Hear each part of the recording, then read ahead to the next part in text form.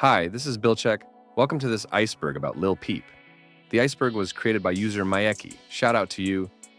I couldn't find a good speaker, so the voice will be generated by AI. You'll have to forgive me for that, unfortunately. There are a lot of topics, so I invite you to watch.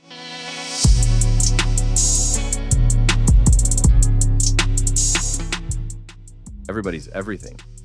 Everybody's Everything is a documentary film about the life of Lil Peep, released in late 2019. It tells the full story of his life, following a chronological structure that walks us through all the major eras of his artistic journey, starting with the Schema Posse era in 2015 and ending with the Come Over When You're Sober tour in 2017. The film features a large amount of previously unreleased footage from concerts, private videos, and, most importantly, interviews with close friends and collaborators, which form the foundation of the narrative.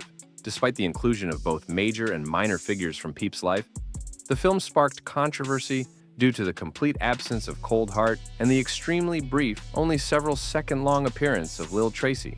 Eventually, Cold Heart's full interview was released as a paid Blu-ray extra, which many fans saw as disrespectful. The film was created during a time when First Access Entertainment held primary control over Peep's legacy. In the documentary, they distanced themselves from any responsibility for his death, despite Peep's mother publicly stating that they were largely to blame. In my opinion, the film is well made. It shows the full arc of Peep's career, and that's the most important thing when it comes to a biography.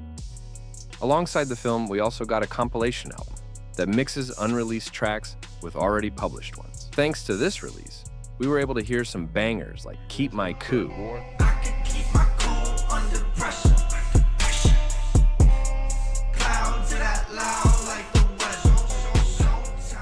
Falling Down, a track in collaboration between Peep and another deceased rapper, XXXTentacion. Peep recorded his part on August 29, 2017, in London during a recording session for the Diamonds album with I Love McConaughey, and the original version sounded like this.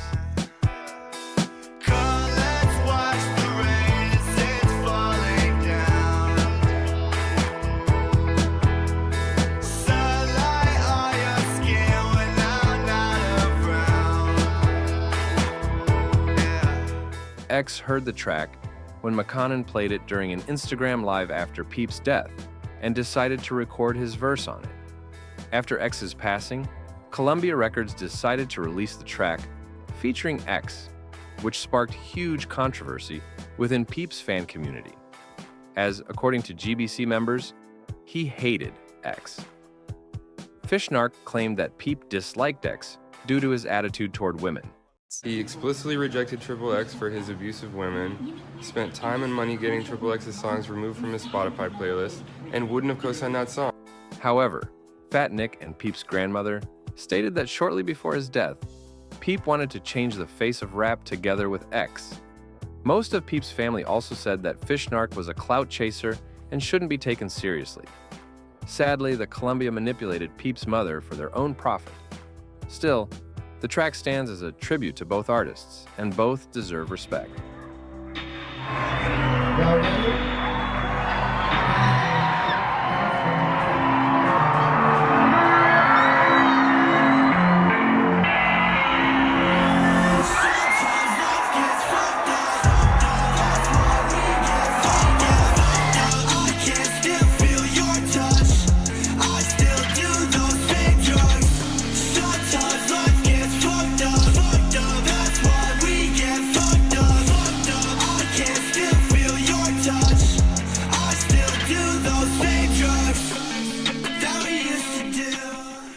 Come Over When You're Sober.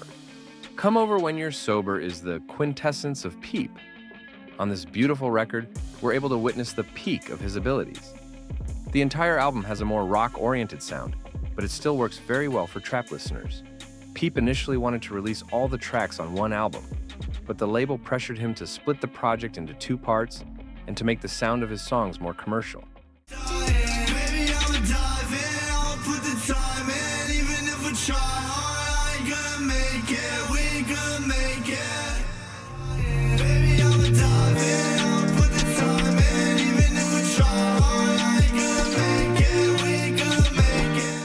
This took away from the authenticity of his sound, something he often complained about to his friends. The first part was released in 2017, while the second one came out posthumously in 2018. It was a collection of remixes of tracks that were supposed to be on the second part, along with songs from other projects, some of which had already been released before. Welcome to America, the type of shit is typical. Isn't life beautiful? I think that life is beautiful. Wake up in the morning, now you're doing the impossible. The entire recording session took place between December 2016 and June 2017. Even after 8 years since the release of the first part, some songs that were supposed to be on the album still haven't been officially released. For example, Don't Panic. In November 2023, Lil Peep's mother released the full second part of the album in its OG original version, partially fulfilling Peep's vision. After that release, we still didn't have access to all the OG versions. But thanks to leakers, since June 2024, we've finally been able to hear all of them. Wasted.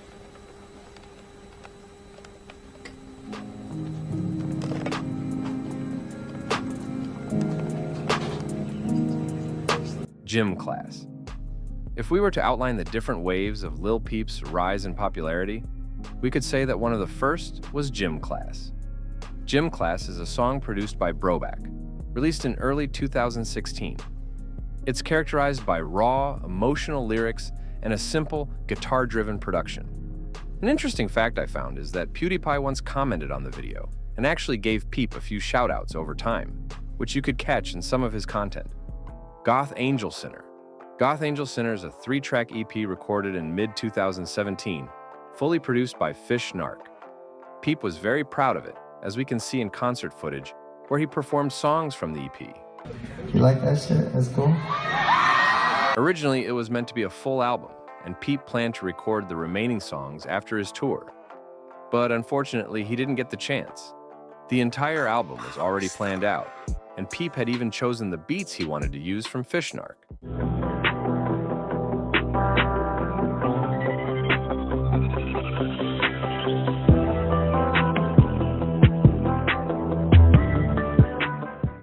The EP was officially released at the end of 2019, along with the previously mentioned documentary, Face Tattoos.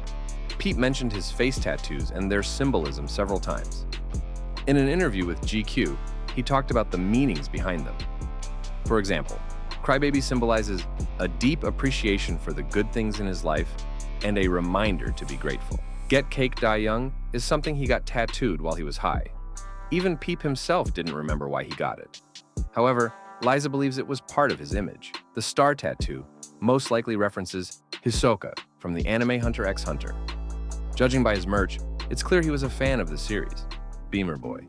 The track was released in early 2016, along with the full album titled California Girls, which was entirely produced by Nedarb Nagrom. The track is considered one of the best he's ever released, and I completely agree with that. The sheer dynamics and the way tension is built make it such a pleasure to listen to. Pink and black hair. Throughout his career, Peep often changed his hairstyle, which I personally really like, because you can tell what era a photo is from just by looking at his hair, and what kind of music he was making at the time. Without a doubt, Peep's most iconic hairstyle is the pink and black hair.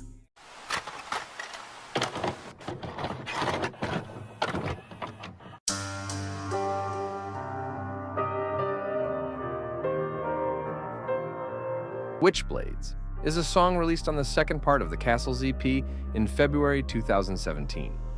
It was created when Peep was living in Echo Park in Los Angeles. In fact, the music video was shot exactly there. The song was produced by Big Head, and the video was filmed by Metro Blue, who I believe is very underrated in the Peep community.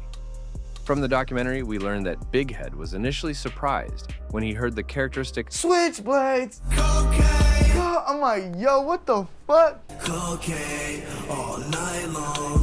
When I die, bury me with all my ice on. When I die, bury me with all my ice on. Goth Boy Click. Goth Boy Clique didn't have a single official founder. It emerged organically around 2013/2014 in Los Angeles as a collective of underground artists. The roots of GBC are closely tied to Wicca Phase Spring's Eternal, who laid the foundation for its sound and concept. The collective soon merged with Macned's Thrax House crew, which already included artists like Coldheart, Horsehead, and Young Brew, and they became one. Shortly after, around 2014 to 2015, other key members joined: Fishnark, Doves, and Yawns. GBC functioned like a loose family of artists, combining dark elements of goth to create their music on SoundCloud. Lil Peep was the last major artist to join the collective. He entered that scene through producer Nadarb Nagram, who introduced him to Young Brew, aka Lil Tracy. Peep officially joined GBC shortly after releasing the Yeah It's True EP on September 25, 2016, coinciding with the release of Hellboy. What made this possible was primarily his close collaboration and quickly formed friendship with Lil Tracy. Although everything seemed fine for a few months after Peep joined GBC, tensions eventually began to arise. Peep didn't feel comfortable within GBC. He felt like everyone there was using him and his money, something he complained about in DMs with I Love McConnon. His manager advised him to distance himself from the group, which sparked jealousy among some GBC members. Eventually, Peep removed GBC from his Instagram bio, began focusing on other projects, and moved from Los Angeles to London. Despite everything, we can assume that Peep was right. Even today, we can see GBC members still taking advantage of the fact that they recorded songs with Peep a decade ago. Star Shopping, a track from Peep's early era, released in September 2015, produced by Cryptic. According to what Liza said, he recorded the song using a cheap Blue Yeti microphone, and even plugged it in incorrectly. Peep wrote in November 2015 that the song would have been longer if his microphone hadn't broken, which raises the question of whether Star Shopping has any unheard takes that were never exported. Let me bring up a topic from a later point in time. After performing the song at a concert in Minnesota, Peep said he recorded it in his mom's room while on heroin. Stars have a reason. I made that song in my mom's bedroom on heroin. Which to this day raises many doubts, especially when we see Liza trying to remove the junkie label from his image. My theory is that Peep didn't actually record it on heroin, but said that either as part of his image or as in some sort of emotional comment during the concert.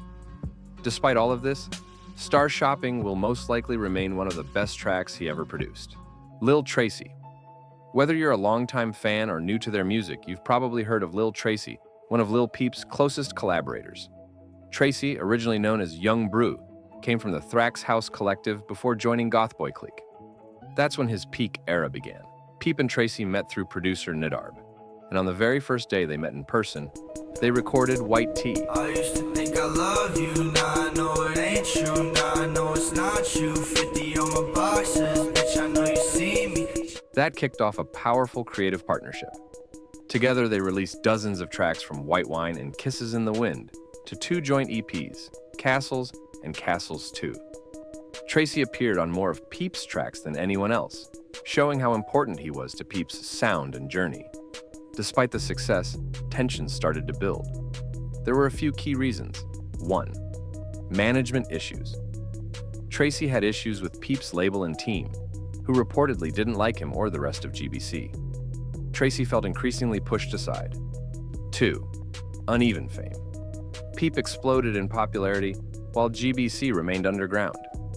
Tracy believed they should rise together as a collective, not as a solo star in his crew. This caused frustration and feelings of being left behind. 3rd, drug use and mental state. Tracy later admitted his heavy drinking at the time affected his perspective. He even showed up drunk to the Awful Things video shoot and barely participated. His emotions and substance use clouded his judgment. Peep still tried to maintain the friendship. He messaged Tracy saying he loved him, but Tracy didn't respond warmly. Even after their fallout, Peep gave him a birthday shout-out during a concert, showing there were no hard feelings on his side. When Peep died in November 2017, Tracy posted this tweet. You could see his mental breakdown as he called out anyone who gave Peep any kind of shout-out after his death. He eventually rehabilitated himself and often spoke about how much Peep meant to him.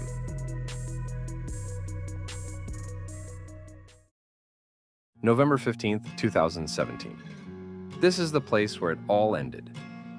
Peep went to Tucson to perform his second-to-last show on the Come Over When You're Sober tour. Peep's label scheduled him for 44 concerts in less than 3 months, an enormous burden, both physically and mentally. Peep didn't want to play the next show. He believed that the label was unable to book a venue large enough for his concert. On November 14th, Peep last spoke to his mother, complaining about the venue for the upcoming show. Someone on the tour suggested he take a number of pills, get sick, and let insurance cover the cost of canceling the concert. Peep did take multiple pills and posted a video of himself doing so on Instagram that day, but he ended up playing the show anyway. That same day, Peep met a fan named Mariah Bonds and Nick Dowd. They were invited onto the tour bus, where Peep offered to smoke weed with them. During their conversation, Peep began to nod off, which alarmed both Mariah and Nick. Peep apologized and admitted that he had taken 60 milligrams of oxycodone, Roxy, before they arrived. Peep nodded off again, and this time couldn't be woken up. Nick filmed a video showing Peep sitting upright with his head tilted back. Mariah and Nick told others on the bus about Peep's condition and asked them to check on him. Later, Bexy returned from a shopping trip and found Peep snoring. Several people on the bus said they had heard this snoring before, which was likely Peep overdosing. Bexy recorded another video of Peep, who was still sitting in the same position as earlier. Mercer and others said Peep looked alarmingly unwell, but nobody sought medical help. At about 8:45 p.m., the tour manager, Steve Paul, went to wake Peep for that night's show but couldn't get a response. He called 911, but unfortunately, the worst happened. The toxicology report showed that Peep had twice the allowable amount of fentanyl in his system.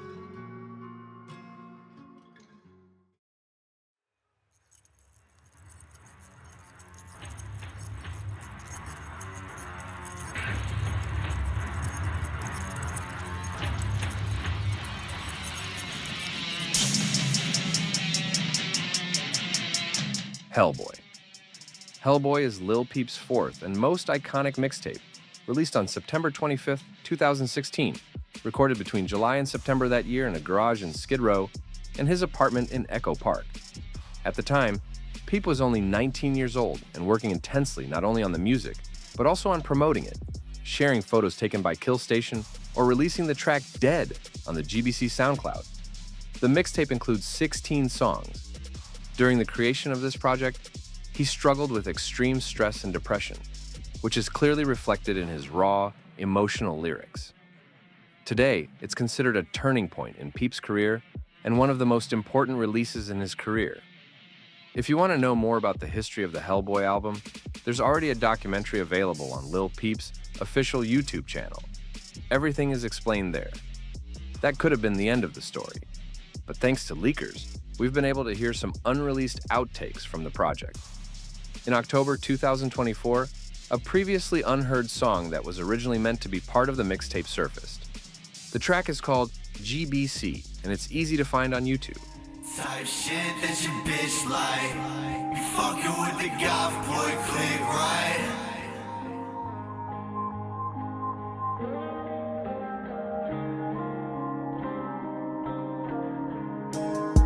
I see you looking, baby, tell me why. Why you stay looking like you wanna die? Cry, baby, I don't ever cry. GBC, I keep them by my side.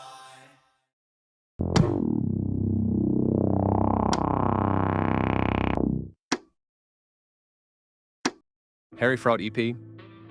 In late December 2016 and early January 2017, Peep stayed in Long Beach, following a holiday visit with his mother in Cambridge. Instead of heading back to Los Angeles, where he was living at the time, he chose to remain on the East Coast to pursue a spontaneous creative opportunity, a studio session with acclaimed producer Harry Fraud. The two were introduced through Adolfo Buda Salazar, a mutual friend who added them to a group chat, sensing they would connect artistically. Without planning anything in advance, Peep and Fraud decided to work entirely from scratch, aiming to fuse their distinctive sounds into something bold and original. Their sessions took place over 2 long nights at Harry Fraud's studio in Brooklyn. On the first night, Peep brought a small wave sculpture as a gift for Fraud. a symbolic gesture that set a positive and inspired tone for their collaboration. That evening, they recorded Choose, working late into the night until around 6 a.m. The following night, they returned to the studio and created more material, including the track Living Rooms, experimenting with Peep's vocals and effects in a relaxed, creative environment. These sessions stood out to both artists, and Peep was reportedly very proud of what they had created together. The EP was finalized and officially released on December 3, 2021, under the title High Fashion. Overall, they made 2 songs together. The third one on the EP is the remix of old Peep's song called Old Me. In my soul, that's the old me. I am only but a ghost to the old me. Crack a bottle, make a toast to the old me. I remember when I used to give a fuck about you. Now I can't find it in my soul, that's the old me. New World Order. New World Order is a collaborative track by Tracy and Ski Mask the Slump God, created during a chaotic few days in Echo Park, when Ski Mask had nowhere to stay and crashed at Peep's apartment. Originally meant to feature Peep's verse, but he never did. Ambient city sounds in the background are real, accidentally picked up during recording in Echo Park. The track is currently unavailable on Ski Mask's SoundCloud, likely due to a beef between GBC and Ski Mask, but it can still be easily found online. Schema Posse. Schema Posse was an underground rap collective founded in 2015 by JGRXXN, featuring artists like Ghostamane, Craig Zen, and later Lil Peep, who joined after moving to Los Angeles.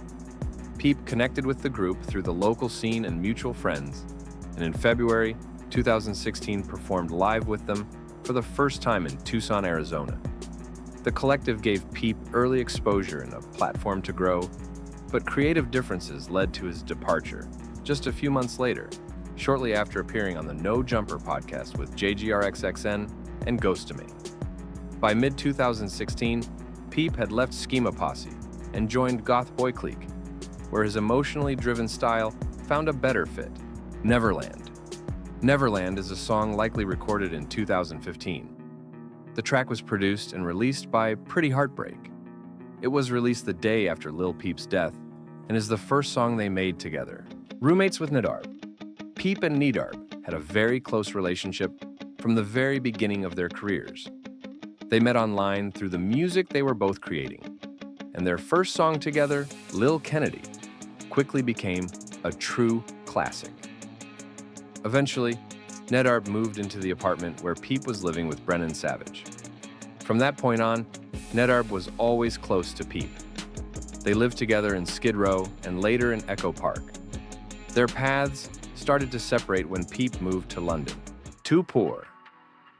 If you're a bit deeper into the Peep community, you've probably heard about Too Poor's relationship with Peep. Too Poor, whose real name is Layla, met Peep around the time they were filming the music video for the song Girls. During their relationship, they even managed to collaborate.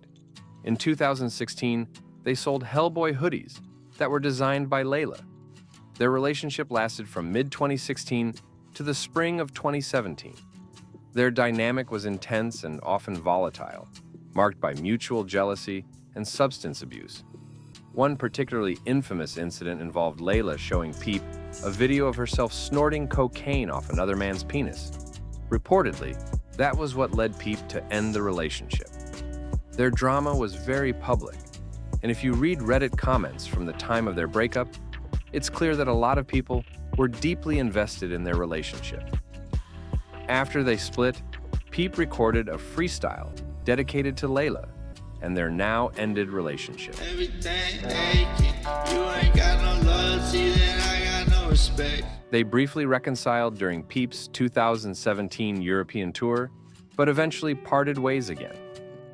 Peep then moved to London, and they drifted apart.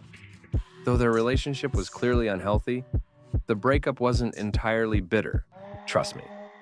I've mentioned several times that after some emotional experiences in Los Angeles, Peep moved to London. During his time in London, he spent a lot of time with Milcavelli. It was during that period that Peep picked up the characteristic phrase, truss, a term Milcavelli was saying a lot at the time. Trust, fam, twin. You know, like that.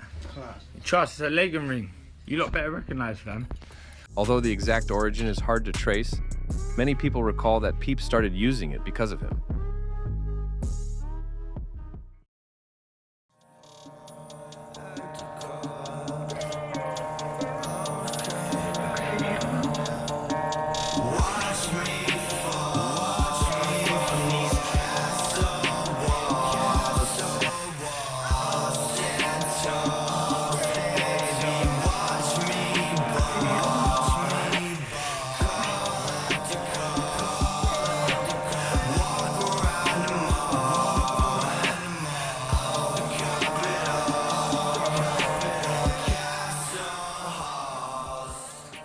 Castles EP.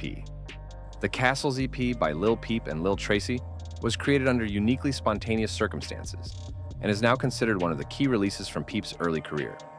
The entire project was produced, recorded, mixed, and mastered in just one night on June 28, 2016, in a rented Airbnb in Los Angeles, hosted by Young Cortex. The production was handled solely by Nadarb, and according to him, this was the only time he ever made beats in front of Peep, which makes the EP even more special. The project includes 3 tracks: Pain, featuring Slug Christ, the title track Castles, and White Wine, whose hook was freestyled by Peep. The song was originally titled Red Wine. The EP officially dropped on July 4th, 2016 on SoundCloud. The cover art was created by @WavyBabe_ on July 3rd, just one day before the release, after Peep messaged him asking if he could draw a castle for his new project with Tracy. The first version of the artwork was revised after Peep requested a change in the text, and the final version was completed in about 4 hours. Bisexual. On August 8th, 2017, Peep publicly came out as bisexual, tweeting, "Yes, I'm bisexual," and asking, "Who wants a kiss?" Also, he posted that post on Instagram the same day. After coming out, he consistently stood up to homophobic comments on Twitter, defending his identity. Peep's revelation didn't come as a shock to his fans. It was just another sign of how openly he shared his true self. Importantly, Peep was one of the first young artists in the hip-hop scene to openly identify as bisexual, breaking long-standing taboos in the genre and paving the way for greater openness in the music industry. Romeo's Regrets. Romeo's Regrets is a 4-track EP recorded in late 2015. The EP was created in collaboration with Bexy and was officially released on November 15, 2015. Even though the EP is one of Peep's least popular works, it is still considered by fans to be one of his better projects. My personal favorite song is Shelter.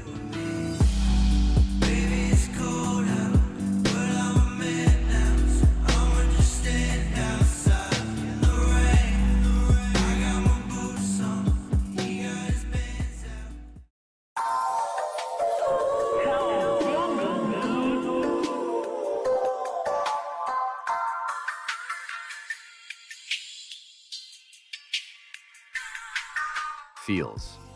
Feels is one of Lil Peep's first fully realized EP and marks the beginning of his serious commitment to making music. The EP contains 3 tracks: the title track Feels, Toxic City, and Life. The project was recorded in April 2015 after Peep returned home to Long Beach for good, having decided to leave school behind and pursue music full-time. He set up a DIY home studio using a MacBook Pro, a gift from his mom, a microphone he ordered online in March 2015, and a pair of Red Beats headphones he bought shortly afterward. The video for the title track, Feels, was filmed on April 15, 2015. An interesting fact about this music video is that it was originally uploaded to YouTube in 2015, but for unknown reasons, Peep deleted it sometime later. As a result, the video became a piece of lost media for around 7 years, until it was officially re-released on all streaming platforms in 2022. Just 4 days later, on April 19th, he filmed the video for the song Life in his garage. By May 2015, Feels was officially released on SoundCloud and Bandcamp. Many people think that Feels was his first publicly released project, but that's not true. Before this, Peep had already uploaded few projects to SoundCloud, including People EP, which was fully leaked in April 2025, but more on that later. Hellboy, No Rules documentary. Hellboy, No Rules, is a short documentary released on Lil Peep's official channel, styled similarly to the film Everybody's Everything. It explores the creation of the Hellboy mixtape and features interviews with those close to Peep, along with previously unreleased footage. One of the most notable moments is a private concert where Peep performed Nose Ring live for the first and only time.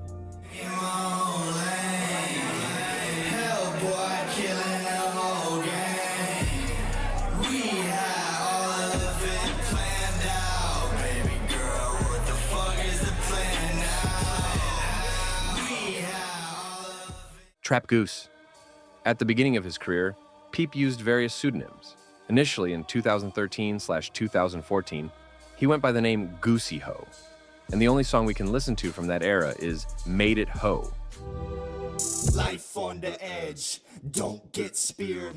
I drink liquor, but my homies drink beer. I sound like money, do you like what you hear? Made It Ho is also the oldest publicly available Peep song. Later in 2014, he started using the alias Trap Goose. We don't have a wide selection of music from this era, because most of the songs recorded in 2014 under that pseudonym were never officially released or leaked. Hopefully, someday in the future, we'll get to hear what Peep recorded during that time. The only track we currently have from this era is Goat Freestyle. In my song, you hate me, you never wrong. I just wish we could get along. Got me hating myself again. So eager to help a friend that never will help me back. I got coke on my shelf again. The Loft. While talking about Hellboy, I mentioned that during the recording of the first tracks for the project, Peep was living in a loft in Skid Row. He stayed there with a close group of friends, including Nadarb, Smoke-a-Sack, Laderick, and Lil Tracy, with whom he recorded new songs almost daily, often in makeshift conditions. It was there that key tracks from the Hellboy mixtape, like Drive-By, OMFG, and Red Drop Shawty, came together in just a few weeks. Although the atmosphere was creatively charged, it was also marked by constant tension. The pressure to sign with a label, non-stop activity, parties, and a lack of privacy all took a toll on Peep's mental state. Even though the loft offered him artistic freedom and a temporary refuge, over time it became a source of exhaustion and burnout. By the end of August, Peep decided to move out and into an apartment in Echo Park. Raw vocals. From the beginning of his career up until his move to London, Peep almost exclusively used GarageBand to create his tracks. GarageBand, a basic music software available on Apple devices, played a crucial role in shaping Peep's sound, despite its simplicity. Interestingly, Peep's vocals sound incredibly good even in raw form, without auto-tune, effects, or professional mixing. I could remember all those days like the insides of my hands. I could remember all the shit you put me through, your master plan. I got no one in my band. I'm as lonely as I can. I got shit going on in my fucked up brain that no one understands. Leaks. One of the most driving forces in the Peep community has always been leaks, and when we talk about leaks, we can't forget to mention Peep Hub. Peep Hub is the community responsible for most of the leaks we've ever gotten. I would divide Peep's leaks into several milestones. One of the first was the leak of Diamonds, which was leaked by Makonnen. From that time until the end of 2020, a few more songs leaked, including Coke Nails. But it was at the end of 2020 that one of the biggest turning points in Peep leak history happened. One of Peep's acquaintances, Since When, went live on Instagram and played snippets of unreleased Peep songs. At that time, those tracks were the most sought-after, unreleased grails. During that stream, Since When played the In the Car version with Lil Tracy,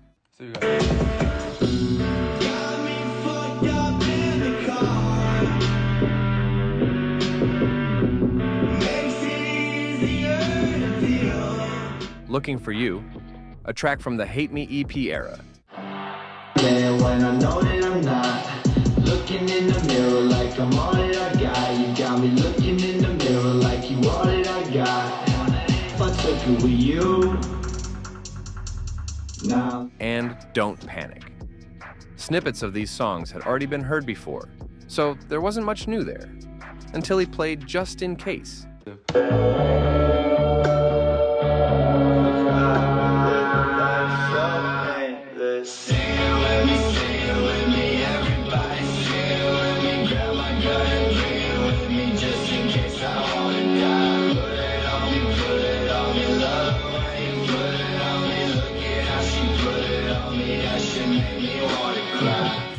Just in Case was a completely unheard track at the time, which caused shock across the Peep community. And that's when the search began. Don't Panic was the first of these songs to leak. One leaker, Jeezlees, emailed Since when pretending to be Smokazak, asking him to send over Don't Panic because his phone had broken. Coincidentally, around that time, Smokazak really did have a broken phone, so Since sent him Don't Panic without thinking twice, and the song leaked shortly after. In the Car with Tracy was leaked in a similar way. One user pretended to be Young Cortex and messaged Slight, asking him to send the song, which he did. The most interesting leak involving Since When was Just in Case. One Peep fan messaged Since when asking if he would sell Just in Case. They agreed on a $10,000 price, which the fan sent via cryptocurrency. However, during the transaction, the fan convinced Since when to install AnyDesk, a remote desktop app, and while Since stepped away from his computer, the fan transferred the file from his desktop.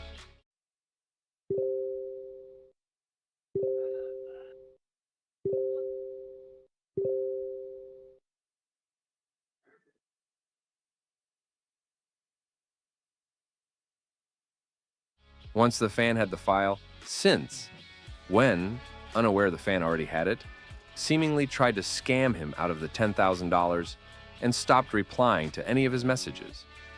Eventually, the fan messaged him saying he was reversing the crypto payment.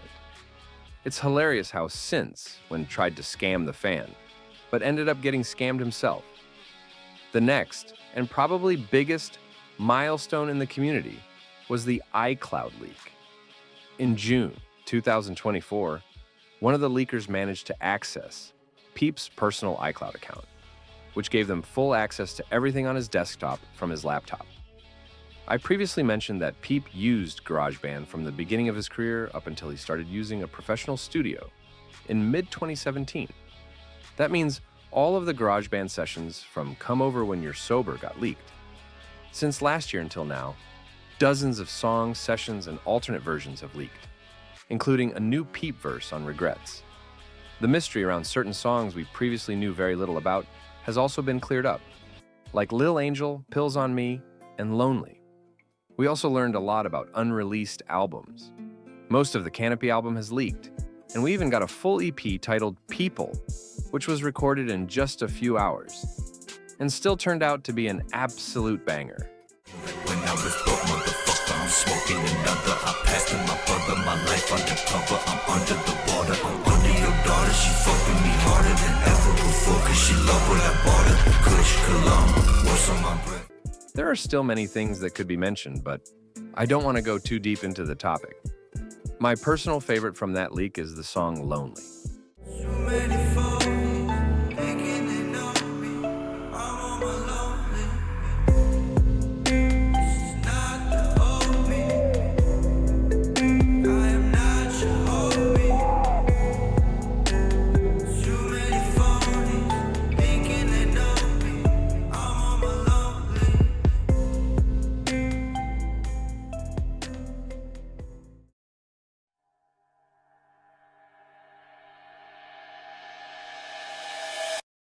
Round Here music video appearance. I previously mentioned Peep's close relationship with the Schema Posse collective and his involvement in the group. On March 4th, 2016, Peep appeared behind the scenes of the music video for Round Here by Jay Green, which was filmed just an hour after the video for Switch Up. The project featured members of the Schema Posse collective, with whom Peep was closely affiliated at the time. Ski Mask beef. In 2016, Ski Mask, the Slump God, stayed for a few days at Lil Peep's place. while traveling and couch surfing during the early days of his career. During that visit, they recorded a track called New World Order, and everything initially seemed friendly. However, shortly after leaving, Ski tweeted that his suitcase had gone missing at Peep's house, asking people to let him know if they saw anyone wearing his clothes. It later came to light that the suitcase had been stolen by Junggoth, a member of Peep's circle, and that Peep allegedly covered for his friend. This led to a public reaction from Ski Mask. He removed Peep's name from their joint track, called him a broke thief, and also made suspicious and offensive remarks about his behavior. In 2017, the conflict escalated when Peep accused Ski Mask of homophobia, claiming he had called him a fag ass. Ski responded by saying he wasn't homophobic, he just didn't believe him. The conflict was never resolved, and just a few days after their final public exchange, Peep passed away. Lost no jumper audio. In 2016, Peep appeared several times on the No Jumper podcast hosted by Adam22. In 2018, Adam announced that he had an unreleased interview with Peep and some members of GBC. However, it hadn't been released earlier because the audio had been lost. As a result, he uploaded raw footage from a camera, in which you can barely hear anything. Oh, you give out the code? I give out the code, bro. I got like thousands of dollars on that. Saying thank you very much for Shout out to all the you. kids out there. We love you. I haven't fucking. Adam stated he would add a version with a transcript, but I haven't been able to find any official transcription, only a fan-made version. He had a fucking full-body chicken suit. Really? So you're that kind of rapper who's not afraid to wear a chicken suit. These little feet. Oh, fuck. Now I get it. Okay. Hated Israel. Peep publicly expressed his support for Palestine, as confirmed by his posts on social media. He openly identified with the anti-Zionist movement, publishing tweets with the hashtag #Free Palestine and criticizing Israel's actions.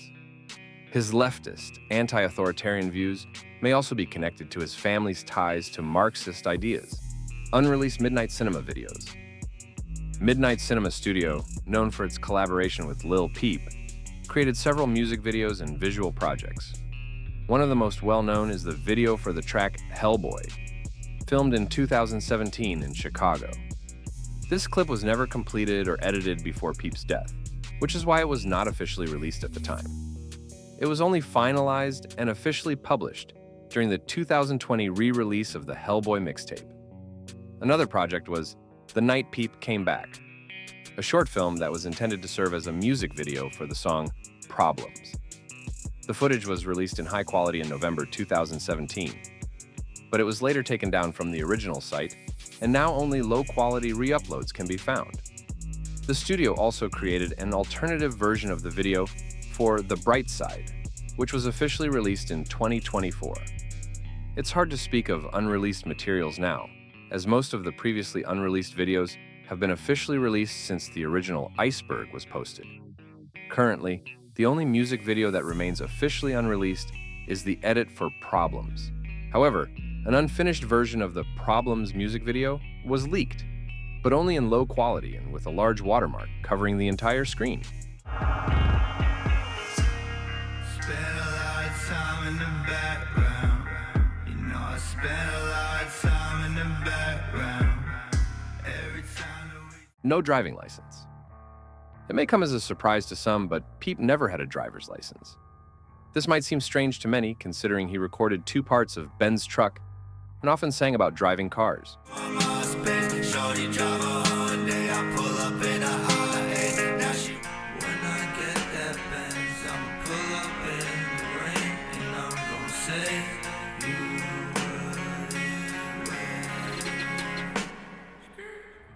Peep took the driving test once, but didn't pass. His family's financial situation also made it impossible for him to buy a car. He was a very introverted person, spent most of his time at home, rarely went out, and saw driving as expensive and impractical, unless it was for work or running everyday errands. Courtney Love Castle's 2 post. Courtney Love is an American singer and actress, best known as the widow of Kurt Cobain. Although she comes from a completely different musical generation, at one point she gave a shout-out to Lil Peep and Lil Tracy, recognizing their work and influence on the younger alternative scene. IDK How to Kill Myself music video appearance. In March 2016, Lil Peep appeared in the music video for IDK How to Kill Myself by Youngoth. The two had already filmed few videos together around that time, including Switch Up and Cocaine Shawty. The IDK How to Kill Myself video was shot on March 21st, on the same street where Peep had recently filmed scenes for the aforementioned Switch Up. Although Peep doesn't contribute vocals to the track, his presence in the video carries symbolic significance. No smoking.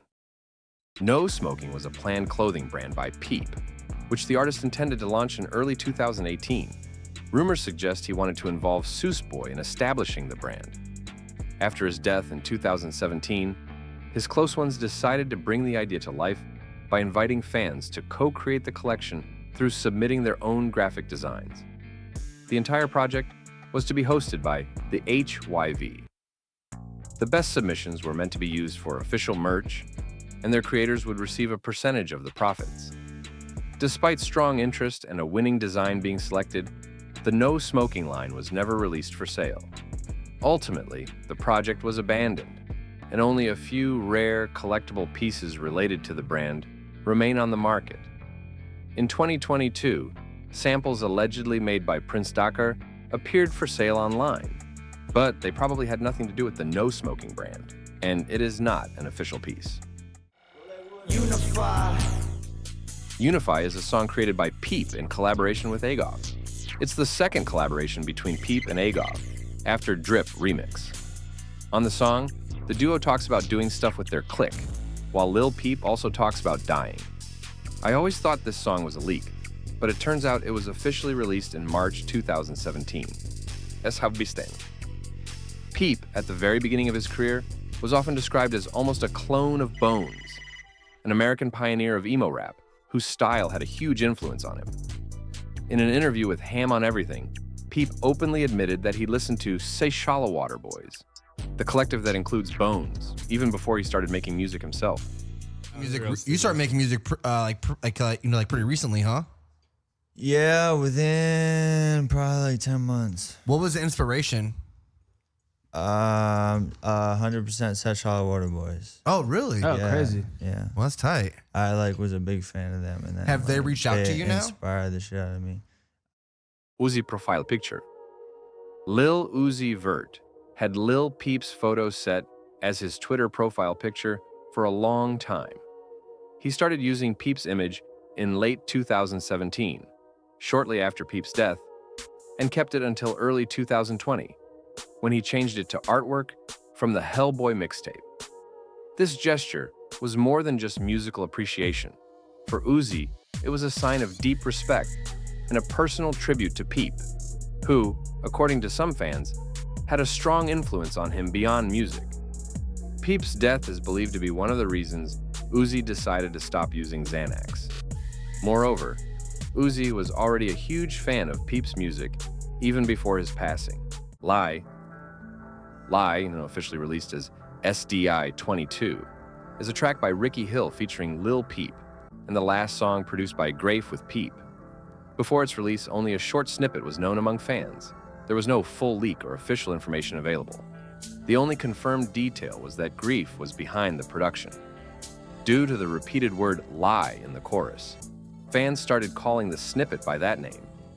You ain't gotta love it, you don't wanna dive it. You know I be out it, trying to stay alive.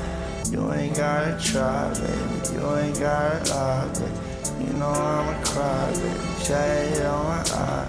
Even though the official title was still unknown. For a long time, the song remained a mystery. It wasn't clear who was rapping the verse, or if the track would ever be released. That changed on June 30th, 2023, when the song was officially released on the album Limosa Nostra Act 5, under the title SDI 22. That same album also featured another highly anticipated track by fans at the time, Lost in the Mail. Never sent me lost in the mail. Lost in the mail.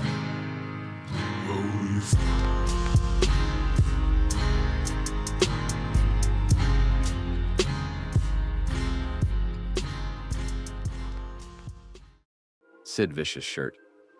Lil Peep owned an original t-shirt that had previously belonged to Sid Vicious, a member of the Sex Pistols. It was a unique item.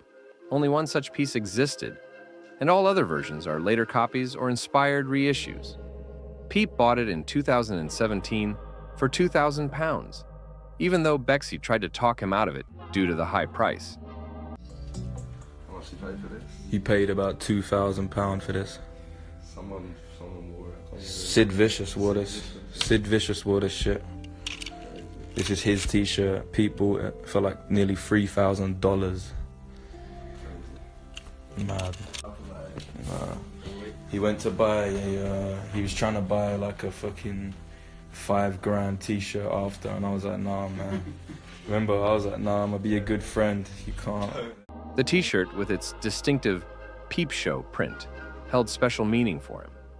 It combined punk aesthetics with a personal reference to his stage name. After his death, it became an almost iconic part of his image, and to this day, many reprints of the shirt can still be found for sale.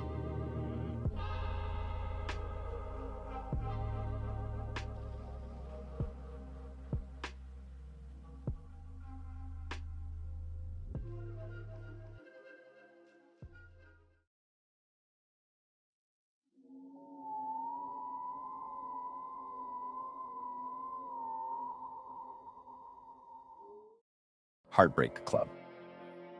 Heartbreak Hate Club was a little-known SoundCloud group where Peep took his first steps in music before joining Skimma Posse and Goth Boy Clique. The group formed around 2015 and included young artists like Boy Fruit, Sixthoak, and Jungoth. It was during this time that Peep began experimenting with emo rap and recording early tracks. Heartbreak Club is hard to call a collective. It functioned more like a group of people on Twitter who were making similar music at the time. It ended up that after a short time, the group broke up. XXL freshman nomination. Lil Peep was nominated for the XXL freshman class, but he never won the fan vote that decides one of the spots on the list. This lack of victory in the voting process became the inspiration for the now iconic Vote for Peep t-shirts, which were meant to encourage fans to support him and demonstrate how much backing he had in the underground scene. Beyond the shirts, a whole grassroots marketing campaign emerged around voting for Peep, including covering the door of a house in Long Island with "Vote for Peep" messages. Despite his popularity and dedicated fan base, Peep ultimately didn't make the official freshman class, which for many was a clear sign that mainstream media still wasn't ready for such an unconventional artist. His absence from the list is still frequently cited as one of the biggest snubs in XXL history. McConaughey leaked Diamonds. The leak of Diamonds, a collaborative album by Lil Peep and I Love McConaughey, happened in 2020 and was unique because it wasn't a typical case of hacking or data theft. One person from the community, specifically from the previously mentioned Peep Hub, got in contact with I Love McConaughey and, likely out of concern, that the album would never see the light of day. McConaughey allegedly sent a link of a private SoundCloud playlist containing most of the tracks from the Diamonds project. Some finished, some not. At the time, Diamonds had remained unreleased for years.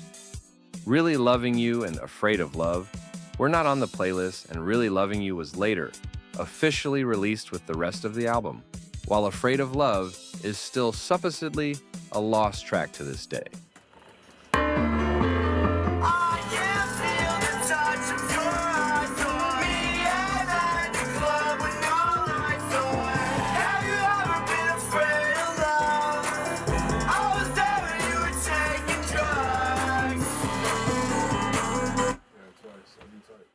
Cranberry Vampires.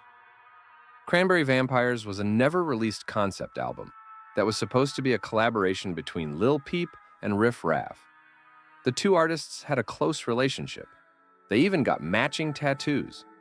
According to tweet by Riff Raff, they planned to release a joint album on Halloween 2018. However, the project was never completed, and Lil Peep's death in 2017 made it impossible to finish. In 2019, Riff Raff posted a tweet claiming he had an unreleased song with Peep, produced by Diplo. Still, it's difficult to confirm whether the track truly exists. No snippets, recordings, or other evidence have surfaced, leaving only Riff Raff's word to go on. $150 features. At the beginning of 2016, Peep, still in the early stages of building his career, began offering guest verses on Twitter for just $150. This was typical of his early independent approach to music, based on direct contact with fans and other artists. One of the first examples of such a collaboration was the track Another Cup by Drippin' So Pretty, released in January 2016.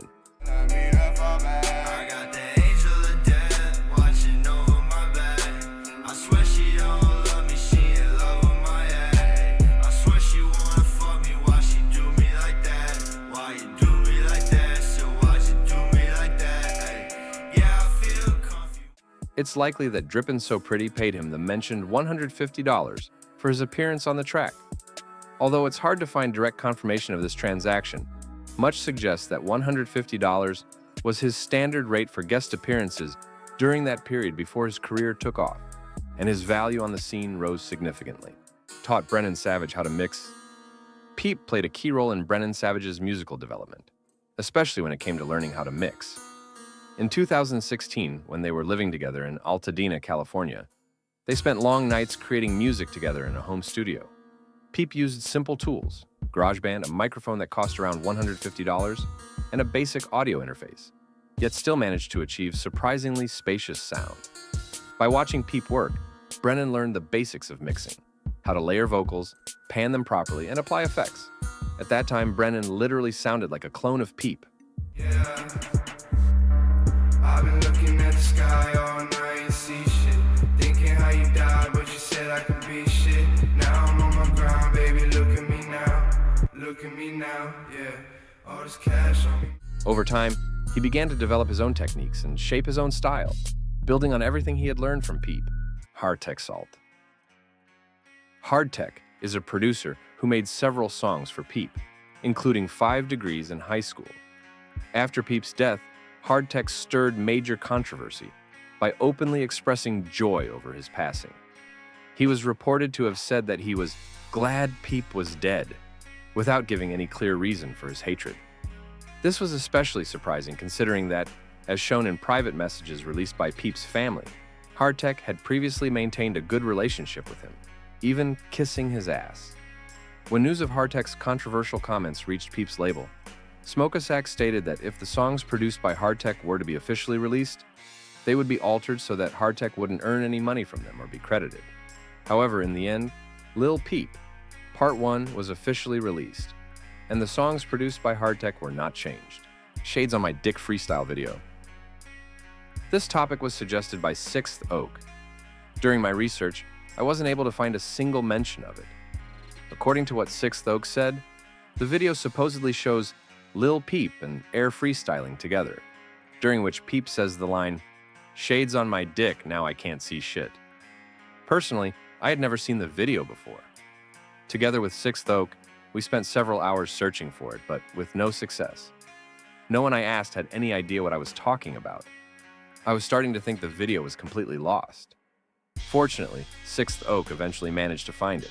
I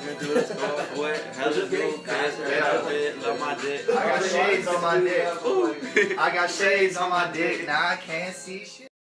Black Bear beef. The beef between Lil Peep and Black Bear was quite chaotic and unclear, mainly because much of the information about it surfaced only after Peep's death. It's not exactly known when the conflict began, as it mostly took place in private messages. There are 2 main versions of what caused the dispute. One claims Peep was upset that Black Bear was stealing his style, and the other suggests the conflict was sparked by a girl they had both been involved with. According to Black Bear, Peep had been a fan of his as early as 2015 and even messaged him with a collaboration request, which Black Bear ignored. He's like, "I don't know who you are, blah, blah, blah." I was like, "Scroll up. You said hey to me like in 2015. And it was, you know what, I just felt so bad because we left. Things escalated when Peep started dating Bella Thorne, Black Bear's ex-girlfriend. Peep reportedly became angry after Black Bear unfollowed his girlfriend on Instagram and then commented "unfollowed" under a picture of Peep with her. In response, Peep messaged Black Bear, threatening to beat him up, later making the messages public and accusing Black Bear of being homophobic. Peep also posted on Instagram claiming Black Bear stole his style, referring to his pink hair, shaved head, and relationships with the same girl. While this public back and forth occurred just days before Peep's death, the conflict continued posthumously. Black Bear appeared in an interview where he brought up Peep unsolicited, trying to portray him as a copycat. Sure. 16. But with him gone now? And then I shaved my head a week later. He shaved his head. I dyed my hair pink. He dyed his hair pink a week later. I break up with Bella Thorne. He's with Bella Thorne the next week. Like, it's like, it was like, okay, dude. Like, and so he's like, you're gonna get that ass smacked. And I was like, you would like that, wouldn't you? And then he's like, oh, Black Bear's homophobic. And he like posted it. Which was seen as highly disrespectful, leading to the interview being taken down. Black Bear's comments after Peep's passing were met with heavy backlash from fans, who viewed them as lacking respect. Although the beef never escalated into an all-out diss war, Peep's song Liar, allegedly a diss track aimed at Black Bear, was reportedly made in early 2017, before their beef became public. Why the fuck you lying in the streets? Why the fuck you lying to me? Why the fuck you lying to her? You couldn't even buy the purse. Everybody wanna flex on each other. This beef remains one of the most controversial and unclear episodes in Lil Peep's career.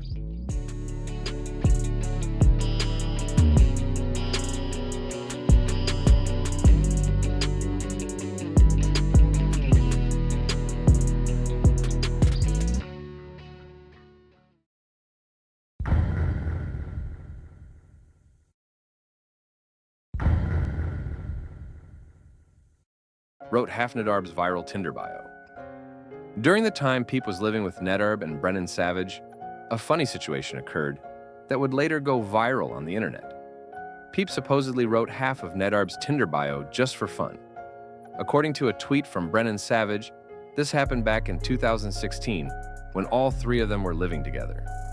What makes the story even more interesting is that Nedarb's Tinder bio actually became a viral meme during that time, spreading widely online and gaining attention from people who had no idea it was partly written by Lil Peep. Lil Peep Part 1, 4,000 plays first week. The mixtape, Lil Peep Part 1, released on September 18th, 2015, reached around 4,000 plays on SoundCloud within its first week. While that number might seem modest today, it was a significant milestone for a debut artist working in the underground scene at the time. The project drew extra attention thanks to the track Star Shopping, which slowly began to build a loyal online following for Peep. According to a message Peep sent to Emma, the song received 725 plays in its first 24 hours, which was a big deal for him back then. Even in its earliest days, the mixtape showed Peep's potential to connect with listeners. A few thousand streams in just a week proved that his music was striking a chord with people. Furthermore, a month after the release, tracks from Lil Peep Part 1 were already averaging around 20,000 plays each, which was a major achievement considering how early he was in his career. I got 20,000 views on one motherfucking song, and I got 20,000 views almost on another one. This mixtape turned out to be a pivotal moment, the first time Peep began to realize the real impact his music could have. Lost Walkaway is the Door Slams music video. Allegedly, there was a music video for the song Walk Away as the Door Slams by Lil Peep and Lil Tracy, but it was never officially released. Young Cortex, the producer of the track, admitted in a 2018 interview that the video had been recorded and was stored on his laptop. Unfortunately, the device was stolen, resulting in the permanent loss of the entire footage. We made a song that's never been heard by the world, and my computer got stolen that same night. Oh, the same night? That same night, I left my computer in a backpack on the side of the street, and I'm pretty sure that video is up there. And we got an unreleased video, Walk Away as the Door Slams, on that laptop. Someone stole that laptop. It's like 2 years old. Fuck that person. Since then, nothing has changed regarding this matter, and it seems unlikely that it ever will. It's a shame because Walk Away as the Door Slams is my favorite song from the Hellboy album, Donald Trump Has No Tape Scream. Donald Has No Tape is a song recorded while Ski Mask, the Slump God, was staying at Lil Peep's house for a few days. During that same period, the track New World Order, was also created. According to Smoke-a-Sack on Twitter, Lil Peep contributed to Donald Has No Tape. Although the song doesn't feature his verse or chorus, you can hear his distinctive screams in the background. Fuck Donald Trump, fuck Donald Trump. Need to fight his barber cause his hair like what the fuck. Fuck Donald Trump, fuck Donald Trump. Need to fight his back. Exit Life, Enter Hell. There is a fan theory that Lil Peep's album Come Over When You're Sober was originally intended to be a two-part concept project titled Exit Life, Enter Hell. According to Reddit users and various posts on social media, Exit Life was meant to be the first part, symbolizing a departure from everyday life, while Enter Hell represented a descent into emotional suffering, addiction, loneliness, and self-destruction. The phrase Exit Life, Enter Hell was mentioned by people close to Peep, and its meaning was further emphasized by the Exit Life tattoo on his back. This concept fit well with the emotional tone and aesthetic of Peep's work. According to the theory, Exit Life was supposed to tell a chronological story, starting with the track Ben's Truck, where Peep meets a girl, and ending with Problems, in which he expresses having nothing left to lose and seemingly accepts what the devil offers.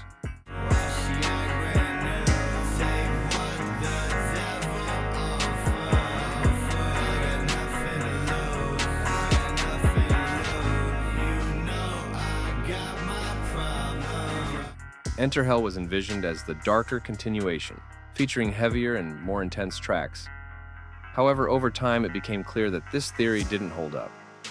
Peep had planned to release both parts of the album together from the start. And while Come Over When You're Sober, Part 2 has its darker moments, it doesn't quite match the tone that the title Enter Hell would suggest. It also lacks the dark, gritty style of earlier projects like Hellboy. In the end, Come Over When You're Sober diverged from that early vision, and although the Exit Life, the Enter Hell idea remains an intriguing piece of fan lore, it was never fully realized. 12 vocal layers. Since the beginning of Peep's career, many fans and producers have wondered how many layers he used on his vocals. It's a very interesting question because when you listen to his acapellas without instrumental backing, his vocals have a distinctive quality. They sound rough and textured, yet at the same time very prominent. I don't wanna lose you, I don't wanna hate you, I don't wanna do you like that. Why you gotta do me like that? Cause I got face tats and my boots black. I don't wanna go to school, I don't like that. Everybody. When some of his garage band sessions leaked online later on, leakers gained access to many of his recording sessions. This allowed people to see exactly how his vocal tracks were arranged in their original form. It turned out that the number of layers varied a lot. In some projects, Peep recorded only about 3 vocal tracks. With a great white dick, if you fucking with me now, you gon' love me when I'm rich. I'm a man, bitch, but I never come up at the mids. Don't get the shit mixed up. I'ma throw a fit. I'm a grown ass man, but I'm still a fucking kid. I'm a grown ass man, but I'm still a fucking kid. How you on the West Coast and you still smoking? But during his golden era, meaning projects like Hellboy, Crybaby, and Come Over When You're Sober, he often layered between 10 and 15 vocal layers. Jesus Tour. On October 25th, 2016, Lil Peep attended Kanye West's concert as part of the St. Pablo tour at the Forum in California.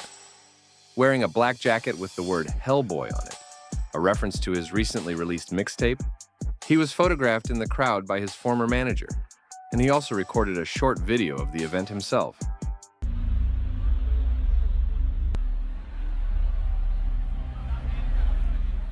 Supposed to perform with X but missed flight.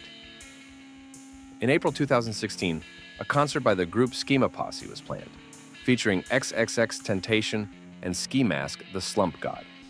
As I mentioned earlier, at that time, Peep was a member of Schema Posse and was supposed to perform at the concert alongside X. However, it never happened because Peep missed his flight. Now we can only wonder what would have happened if that meeting had taken place. Maybe they would have recorded a song together, maybe even started a closer collaboration. We'll never know.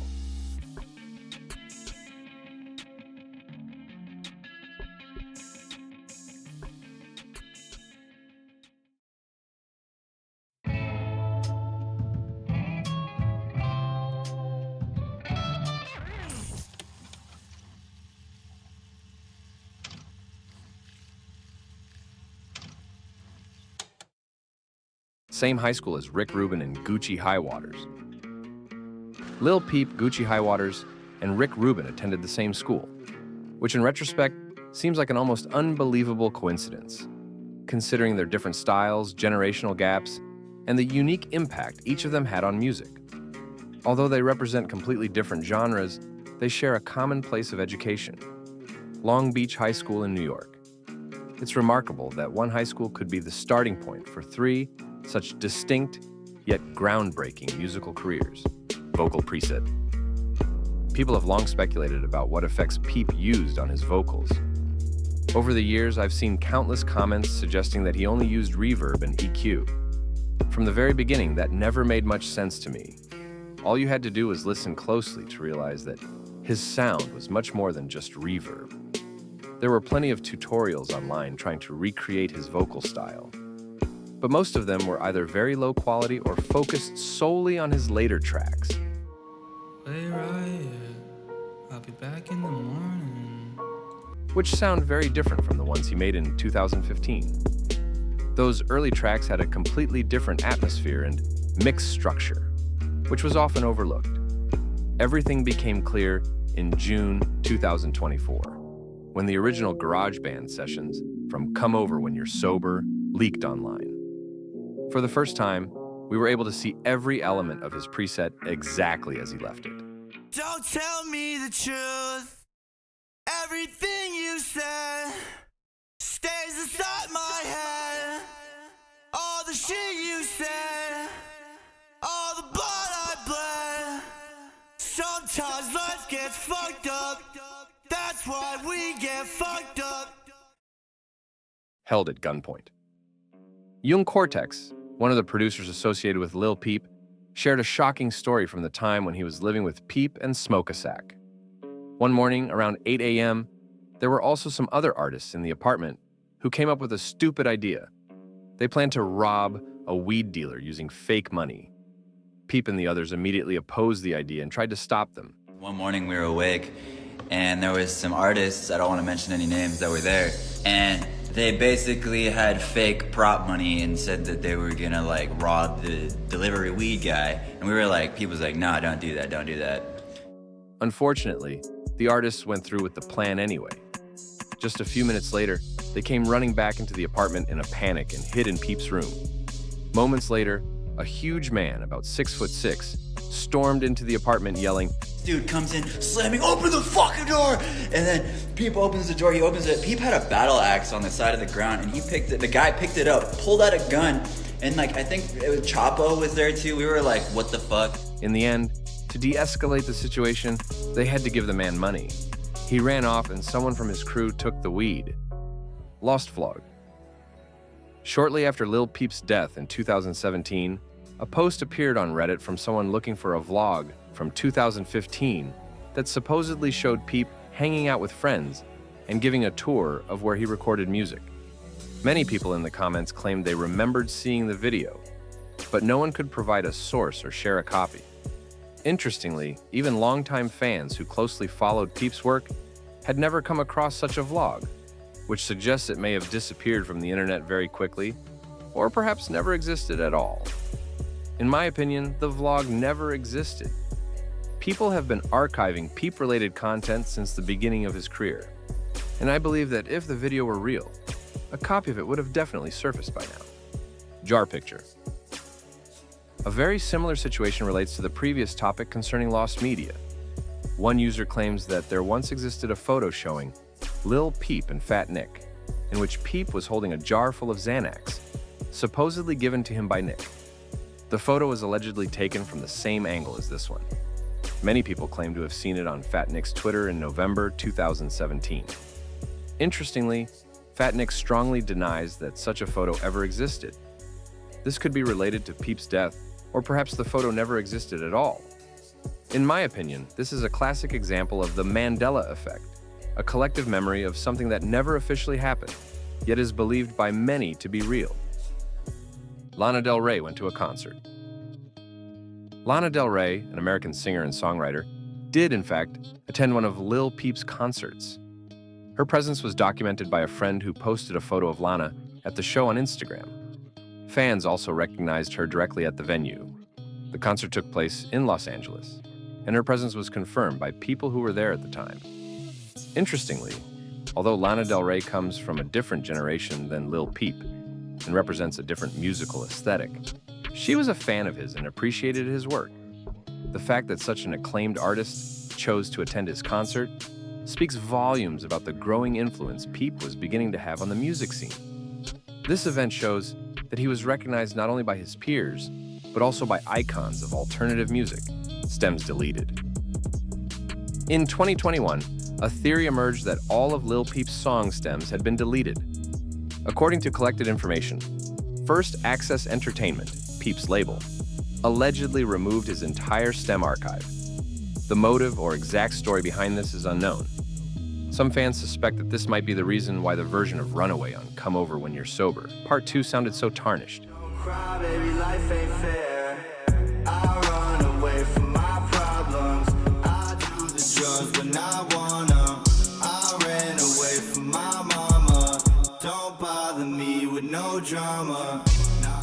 Even though one of the producers, Dylan Cooper, was in possession of stems.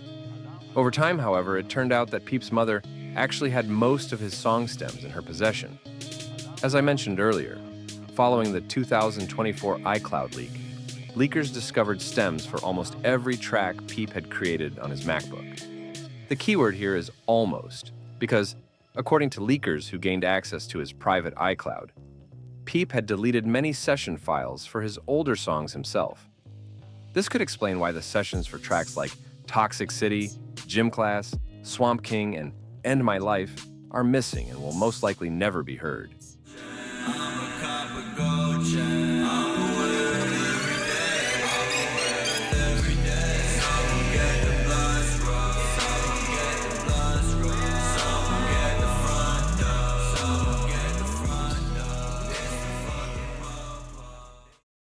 Johnny Depp friendship.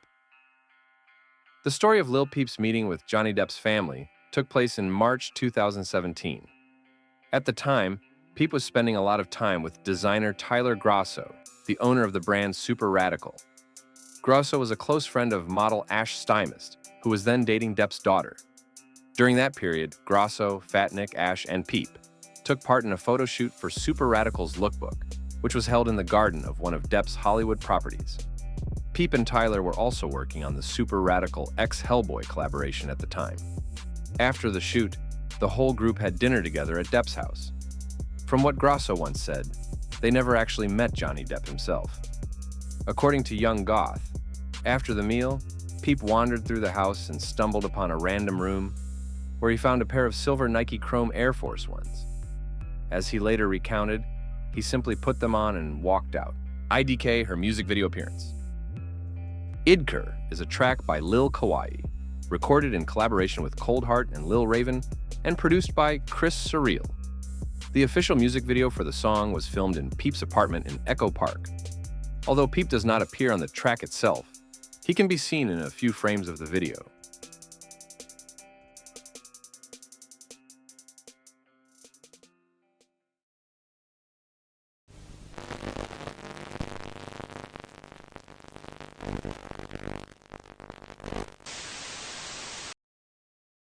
Almost collaborated with Marilyn Manson. Peep, as I mentioned earlier, had the opportunity to be at Johnny Depp's house, and according to information shared by Young Cortex on Twitter, there were plans for him to return there to record a song with Marilyn Manson. However, this extraordinary collaboration never happened. Peep decided not to go because he felt too stressed by the situation and the scale of the project. Marilyn Manson had indeed expressed interest in working with Peep, which shows that his music was reaching artists outside the rap scene. Although the meeting remained only in the realm of plans, the very idea that Peep could have recorded with a rock icon in the home of one of Hollywood's biggest stars is fascinating. Didn't let Tupor listen to Bones. Lil Peep allegedly did not allow his then-girlfriend, Tupor, to listen to Bones' music, one of the most influential rappers who had a significant impact on his own work. Tupor herself mentioned this in an interview with No Jumper. He was denying even knowing it. Internet famous man, you know what I'm saying? I mean, I knew who he was. You did? Yeah. You're a Charlotte Waterboys fan? Yeah. You are? I wasn't allowed to be, but now I am. Oh, hell Wow, really? Yeah. Wait, so that was a term and condition of being in a relationship? You're not allowed to listen to any other rappers? I mean, I loved Bones. I've always loved Bones, so. But there's GBC. I don't know if there's beef, but. You weren't allowed to listen to Bones when he was around? I can't answer the question. Yeah, she just finally got a fucking clue and realized that she's going to start beef right here. However, it's unclear whether this story is entirely true. The reasons for such behavior might have stemmed from their quiet feud in 2016 or from jealousy over Bones' popularity. The beef is said to have started when Peep posted a picture on Instagram with the caption "Ima Punkstar," to which Bones reportedly responded with a passive-aggressive tweet mocking him. Furthermore, Bones is said to have posted a similarly ironic remark after Peep's death, planned everything from the start. Peep seemed to consciously play with his fate, and traces of this awareness were evident both in his tattoos and in his song lyrics.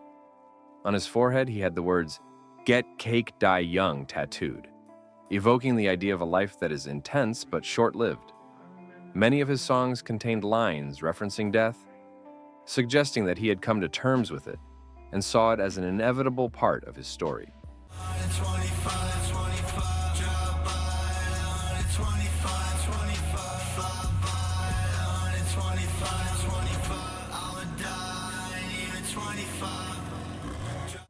Shortly before his tragic passing, he posted on Instagram, "When I die, you'll love me," which is now seen as an ominous foreshadowing. In lyrics such as, "And in the end, if I die, would you watch me?" one can also sense a clear premonition of his own end. And if you ever need a friend and you got me, and in the end when I die, would you watch me? And if I try. Altogether, it gives the impression that Peep knew from the start where he was headed and, in a sense, had planned his fate. Rembrandt hoax. The Rembrandt hoax refers to the story of a producer known as Rembrandt, active around 2015, who created beats in a style similar to Lil Peep's early work. He claimed to have unreleased tracks recorded with Peep, and that the label First Access Entertainment had offered him thousands of dollars for them, but he allegedly deleted them from his hard drive as a gesture of friendship. He appeared credible at first, as Peep had actually tweeted about him, and Rembrandt himself confirmed his connection to Peep. Among fans, there were also rumors about a lost song called Clarity, supposedly recorded with Peep, although the version with Peep's vocals was allegedly deleted, if it even existed at all. Over time, his story began to lose credibility, especially when he added that Peep had invited him to Los Angeles, where he supposedly had sex with Bella Thorne, something for which he never provided any evidence. Ultimately, the entire account was deemed fabricated, and there is no proof whatsoever that he was ever in possession of any unreleased songs with Peep.